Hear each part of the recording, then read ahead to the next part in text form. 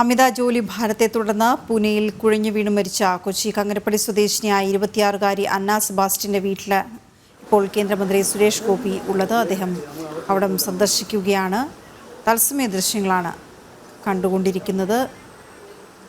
അന്ന സെബാസ്റ്റ്യന്റെ മരണത്തിന് ശേഷം അമിത ജോലി ഭാരമാണ് തൻ്റെ മകളുടെ മരണത്തിനിടയാക്കിയതെന്ന് കാട്ടി അമ്മ പരാതി നൽകിയിരുന്നു. മനോജ് ചേരുന്നു വിവരങ്ങളുമായി. മനോജ്, കേന്ദ്രമന്ത്രി എപ്പോഴാണ് ഇവിടേക്ക് സന്ദർശനത്തിന് എത്തിയത്? ഈ വീട്ടുകാരുടെ ദുഃഖത്തിനൊപ്പം തന്നെ അവരുടെ പരാതി, അവരുന്നയിച്ച പ്രശ്നം അതൊരു പൊതു പ്രശ്നമാണ് എന്നുകൂടി ഉന്നയിച്ചുകൊണ്ടാണ് അവർ പരാതി നൽകിയത്. എങ്ങനെയാണ് അദ്ദേഹം അവരെ ആശ്വസിപ്പിക്കുന്നത്, ഈ വിഷയത്തിൽ നിലപാടെടുക്കുന്നത്? അല്പസമയം മുൻപാണ് കേന്ദ്രമന്ത്രി സുരേഷ് ഗോപി വീട്ടിലേക്ക് എത്തിച്ചേർന്നത് അന്ന സെബാസ്റ്റ്യന്റെ മാതാപിതാക്കളെ കാണുവാൻ വേണ്ടി. അന്ന സെബാസ്റ്റ്യൻ എന്ന ഈ 26-കാരി അമിത ജോലി ഭാരത്തെ തുടർന്നാണ് ഇത്തരത്തിൽ പൂനെയിൽ ജോലിയിൽ കഴിയവേ ഈ ഹോസ്റ്റലിൽ വെച്ച് കുഴഞ്ഞു വീണ് മരിക്കുന്നത്.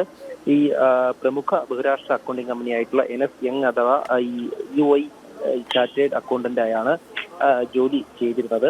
അവിടെ നിന്നും മനുഷ്യത്വരഹിതമായിട്ടുള്ള തൊഴിൽ പീഡനം നേരിട്ടതായാണ് ഈ മകളുടെ മരണ കാരണമെന്ന് ആരോപിക്കുന്ന തരത്തിൽ ഈ അമ്മ അനിത അഗസ്റ്റിൻ ഈ കമ്പനി മേധാവിക്ക് തന്നെ കത്ത് അയച്ചിരുന്നു. ഇമെയിൽ വഴിയാണ് ഇത്തരത്തിൽ ഈ പരാതി അയച്ചിരുന്നത്. പിന്നീട് ആ വിവരങ്ങളാണ് പുറത്തു വന്നത്. അതിൽ തന്നെ അമിതമായിട്ടുള്ള ജോലി ഭാരം കാരണം നിരവധി തവണ ഇത്തരത്തിൽ ഈ അന്ന വീട്ടിൽ താമസിച്ചു വരികയും അതോടൊപ്പം തന്നെ ഈ ഹോസ്റ്റലിൽ വലിയ ക്ഷീണിതയായി വന്ന് കിടക്കുകയും ചെയ്യുന്ന ഒരു സാഹചര്യം ഒക്കെ ഉണ്ടായതായി വീട്ടുകാർ പറയുന്നുണ്ട്.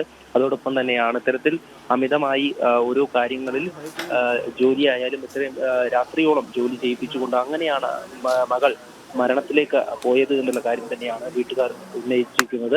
ഈ മാതാപിതാക്കളൊക്കെ തന്നെ വലിയ വിഷമത്തിലാണ്. ആ വിഷമത്തിൽ അവരെ ആശ്വസിക്കുന്നതിന്റെ ഭാഗമായാണ് ഇപ്പോൾ അദ്ദേഹം ഇവിടേക്ക് എത്തിയിരിക്കുന്നത്. അതോടൊപ്പം തന്നെ അവരുടെ പരാതിയും അദ്ദേഹം കൃത്യമായും അതിലൊരു നടപടി ഉണ്ടാകുമെന്നുള്ള കാര്യം തന്നെയാണ്.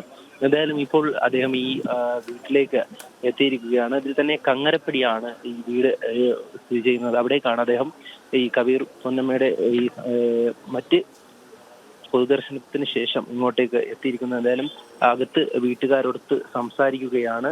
ഈ സംസാരിച്ചതിന് ശേഷം അദ്ദേഹം പുറത്തേക്ക് വരും. അദ്ദേഹം ഇതിൽ പ്രതികരണം ഉണ്ടാകുമെന്ന് തന്നെ നമുക്ക് പ്രതീക്ഷിക്കാം. എന്തായാലും ഈ ഒരു വലിയ തരത്തിലുള്ള ഒരു സമ്മർദ്ദം തന്നെയാണ് അന്നയെ ഇത്തരത്തിൽ ഈ ഒരു ജീവൻ നഷ്ടപ്പെടുന്ന തരത്തിലേക്ക് കൊണ്ടുപോയത് എന്നുള്ള കാര്യം തന്നെയാണ് ഈ മാതാപിതാക്കൾ വ്യക്തമാക്കുന്നത്. ഈ വാരാന്ത്യത്തിലുള്ള അവധി പോലും നിഷേധിക്കപ്പെട്ടിരുന്നു എന്നുള്ള കാര്യം തന്നെയാണ്. അതായത് അവധിയില്ലാതെ നിരന്തരമായി ജോലി ചെയ്യിപ്പിച്ചു. അതിൽ രാവും പകലുമില്ല. ഓരോ പ്രൊജക്ടുകൾ വരുമ്പോഴും അത് രാത്രിയോളം ചെയ്തുകൊണ്ട് തന്നെയാണ് അന്ന മുന്നോട്ട് പോയത്. വലിയ ക്ഷീണിതയായിരുന്നു. അത്തരത്തിൽ അതൊന്നും പരിഗണിച്ചില്ല എന്നുള്ള കാര്യം തന്നെയാണ്. ഈ അധികൃതരുടെ ഭാഗത്തൊന്നും കൃത്യമായൊരു പരിഗണന ഉണ്ടായിരുന്നില്ല. ശാരീരിക ബുദ്ധിമുട്ട് നേരിട്ടിട്ട് പോലും ഈ കൃത്യമായൊരു പരിഗണന ഉണ്ടായില്ല എന്നുള്ളത് തന്നെയാണ്. എന്തായാലും അതിപ്പോൾ ആ കുട്ടിയുടെ ജീവൻ എടുക്കുന്ന തരത്തിലേക്ക് അല്ലെങ്കിൽ ജീവൻ നഷ്ടപ്പെടുന്ന തരത്തിലേക്ക് മാറി. അത് തന്നെയാണ് ഈ വീട്ടുകാർ ഉന്നയിക്കുന്ന പരാതി.